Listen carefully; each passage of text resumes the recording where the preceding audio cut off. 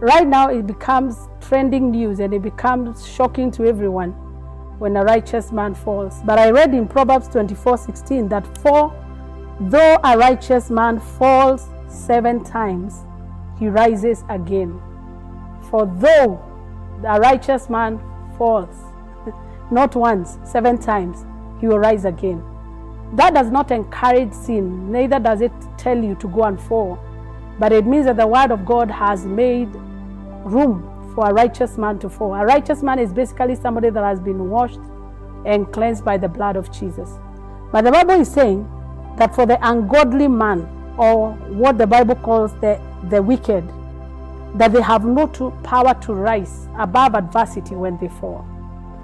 So I would encourage you that when you see a righteous man falling, do not be the first one to laugh, because you may be the one to fulfill the words in Proverbs 23, that he laid the table before me in the presence of my enemies.